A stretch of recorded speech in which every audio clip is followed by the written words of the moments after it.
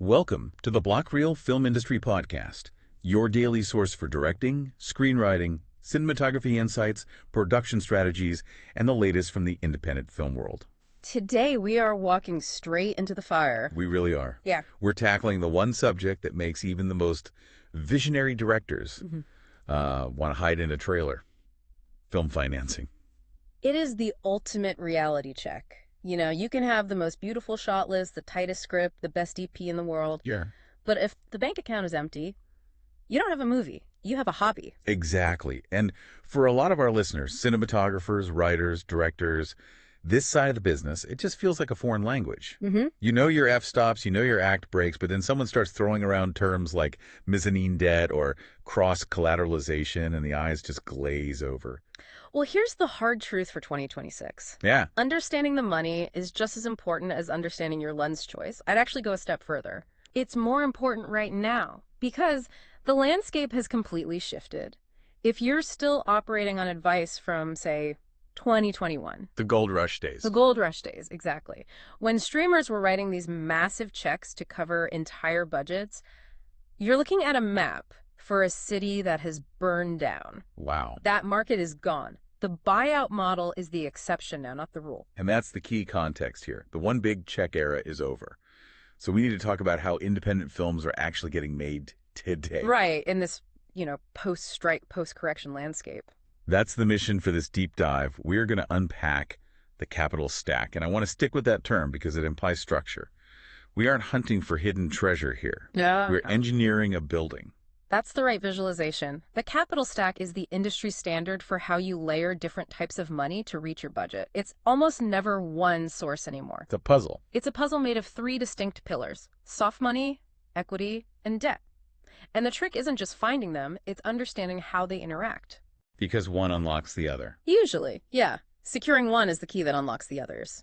So let's unstack this. We'll start at the foundation. The pillar that everyone wants, but is surprisingly easy to screw up: soft money. The holy grail. We call it the best money because it's generally non-dilutive, meaning you keep your ownership, and it's usually non-repayable. We're talking grants, tax credits, rebates. But let's clarify something immediately, because I hear this misconception all the time. This isn't usually cash up front, is it? No, and that's where first-time producers drown. It's a rebate. You have to spend the money first, get audited, and then the government cuts you a check months later. So it's essential, but it doesn't solve your immediate cash problem. But it's vital for the puzzle because it de-risks the project. California, for instance, just bumped their allocation up to $750 million annually. Just to stay competitive. They had to. Against the UK, Canada, Atlanta. Okay, that's a massive number, 750 million.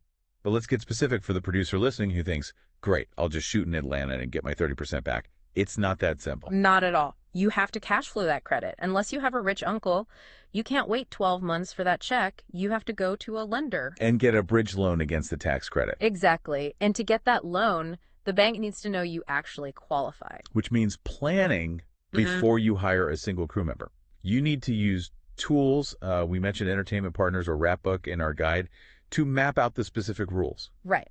It all comes down to qualified spend. If you fly in an actor from LA to shoot in Georgia, often only a portion of their salary qualifies. Or maybe none of it. Or none of it, depending on the local laws. If you shoot first and check the tax code later, you are leaving hundreds of thousands of dollars on the table. Or worse. Or worse, the bank won't lend against it because your paperwork is a mess. So, soft money creates the floor. It lowers the net budget. Now we have to fill the rest of the bucket. Let's talk about the people taking the real gamble. Equity. The risk capital. This is what most people picture when they think of investors. High net worth individuals, funds. Your rich dentist, maybe? Right. They give you cash in exchange for ownership and a share of future profits. But let's look at the psychology here. Why is this money so hard to get? Because of where they sit in the line. In the repayment line, the waterfall, which we'll get to, equity investors sit pretty low. They get paid late. Very late. They get paid after the banks, after the unions, after the sales agents. If the film flops, the equity investors can lose 100% of their money.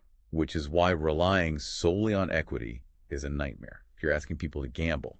But I want to touch on crowdfunding here because that falls under equity too, doesn't it? It does. You have two types. There's reward-based, Kickstarter, which is technically a donation, but then you have equity crowdfunding. Like under Red CF in the US. Exactly.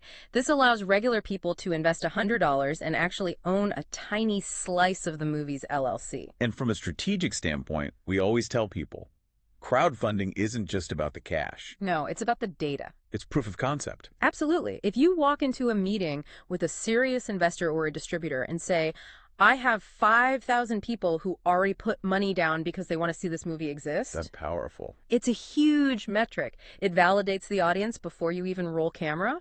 It de-risks the perception of the project for the bigger money. Okay, so we have soft money and we have equity. But usually that's not enough to hit a multi-million-dollar budget. Not unless you want to give away the whole movie. Right. Which brings us to the third pillar, the one that scares independent creatives the most. Debt. The dreaded D word. There's such an aversion to debt in the indie world, probably because we're used to credit card debt, but film debt is different. It is. The crucial distinction with debt is that it carries a legal obligation to be repaid regardless of success. Lenders are not venture capitalists. They're bankers. They don't care if the movie is art. They care about collateral. So you aren't borrowing against hope. No, you're not borrowing against the potential success of the movie. You're borrowing against hard assets. Which would be? Usually that collateral comes in two forms. The tax credits we just talked about, that's the bridge loan or pre-sales. Okay, let's synthesize this before we go deeper. Let's walk through a real-world scenario. Oh. I'm a producer. In 2026, I've got a $2 million script. I'm not going to find one person to write a $2 million check. How do I stack this? Okay, let's build the puzzle. First, you calculate your tax credit. Let's say you're shooting in a state with a reliable 25% rebate. Okay. On a $2 million budget, that's roughly $500,000 in soft money. You take that government certification to a bank, and they lend you, say, 90% of that value. So now you have cash flow for the shoot. We're roughly 25% funded. Next, you have a solid script and maybe a known actor attached, someone who means something in foreign markets. Great. You hire a sales agent who goes to the European film market or Cannes and sells the rights to Germany and the UK in advance. A pre-sale. It's a paper contract. It's an IOU from a distributor. Yeah. Correct. You take those paper contracts to the bank and they lend you the cash against them. Now you have another $500,000. So now we're at $1 million. Yeah. Half the budget, all in debt financing. And now you go to the equity investors, the pitch changes completely. How so? You aren't asking them for $2 million. You're saying, look, we already have 50% of the budget secured and collateralized. You only need to put in the remaining $1 million. It makes their investment feel much safer. Because the bank has already vetted the project. Exactly. But here's where the rubber meets the road. What if the equity only comes in at, say, $700,000? You're missing a piece. You have a gap. You have a gap. Which brings us to gap financing. This term gets thrown around a lot, but I feel like very few people actually understand it. It's a specific financial product. A gap loan is a loan secured against the projected value of unsold distribution rights. Okay, so that's where it gets risky. This is where it gets technical and very risky. Right, because earlier we said debt is secured against assets. How is a projected value an asset? That sounds like gambling. It is speculative, which makes it the riskiest form of debt. Unlike a pre-sale loan, where you have a signed contract with a minimum guarantee, You have paper. you have paper. A gap loan is based on an estimate. You're telling the bank, we haven't sold France or Japan yet, but our sales agent estimates those rights are worth $300,000. And the bank just takes your word for it. Never. A specialized lender groups like TPC or boutique media banks will look at that estimate, they'll do their own validation, and then they apply a massive discount. So they haircut it. A huge one. They might say, okay, we agree the rights might be worth $300K, but we are only going to lend you 50% of that value. So you're getting 50 cents on the dollar of the potential value. Right. And because they're taking the risk that the film might not sell in Japan, they charge high interest and high setup fees. It's expensive money. And I assume you can't just walk in off the street and ask for a gap loan. Not a chance. There are two absolute prerequisites. One, you need a highly credible international sales agent. The lender needs to trust the person making those estimates. And the second, A completion bond. which is basically an insurance policy that the film will actually get finished. Exactly. The lender's nightmare is they lend you money, you spend it, and the movie never gets completed. The lead actor breaks a leg or something. Right. The completion bond guarantees delivery. Without delivery, there is nothing to sell and no way to repay the loan. If you don't have a bond, you don't have a bank loan, period. This sounds terrifying for a creative. It is terrifying if you don't know what you're doing. We warn producers in our BlockReel guide, do not treat gap financing as free money. Because you're still on the hook. You are. If the film doesn't sell, the producer is liable. But for films with bankable elements, a star, a hot genre like horror, it is a standard essential tool to close that final 10-15%. Okay, so we've stacked the capital, we got the bond, we made the movie, it's out in the world, it starts making money. This brings us to the roadmap, the concept of the waterfall. The recoupment waterfall, the payment queue. I always picture an actual waterfall. The money flows from the top, fills the first bucket, then spills over to the second, and so on. And if you're at the bottom, you stay dry. Right. So let's break down the hierarchy. Who's in the first bucket? At the very, very top, before anyone sees a dime, you have the collection account management fees, the CAM, then the sales agent takes their commission and expenses. I want to flag expenses there if you haven't capped those in your contract. It can eat your entire profit. Always cap expenses. After the sales agent comes the senior debt, the banks. They get paid first. First, fast, and always. They take their principal and interest off the table immediately. So the investors, the equity folks, are still waiting. Still waiting. Once the debt is cleared, then the equity investors get their original investment back, plus usually a preferred return. Like a little bonus. A 10 or 15% interest bonus on their money, yeah. And finally, at the very bottom, are the producers and the talent. Yes, this is where profit participation, or points, live. And this leads us to the famous net profit trap. Right. You hear stories of huge blockbusters that technically never made a net profit. Because by the time the water reaches that bottom bucket, it's all gone. After fees, debt, interest, and overhead, net often equals zero. So what's the move? If I'm a producer, how do I avoid working for 2 years and ending up with nothing? The pro tip we highlight in the BlockReel guide is to negotiate a producer's corridor. How does that work?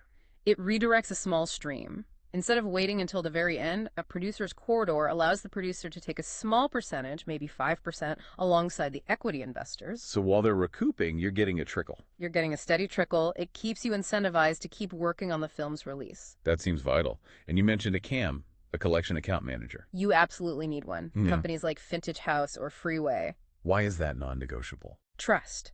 If you, the producer, are collecting the checks, investors will always suspect you're hiding something. A CAM is a neutral referee. It keeps you out of court. Speaking of court, let's shift to the backbone of all this. The boring stuff that will get you sued. Legal and compliance. It's not boring, it's survival. Fair point. Where's the biggest point of failure here? Chain of title. Before a single dollar flows, you must have a clean chain of title. You have to prove on paper that you own the rights to everything. The script, the life rights if it's a true story. The music, everything. If there's a break in that chain, you do not have a movie. You have a massive liability. No distributor will touch it. And to protect yourself from liability during the shoot, we always talk about SPVs. Special purpose vehicles. You create a separate LLC for each film. You ring fence the liability. If someone sues the production, they sue the LLC, not you personally. And compliance links back to that soft money we started with. Right. Remember how we said tax credits aren't automatic? You have to prove qualified spend. If you mix your personal funds with the film funds. A fatal error. A fatal error.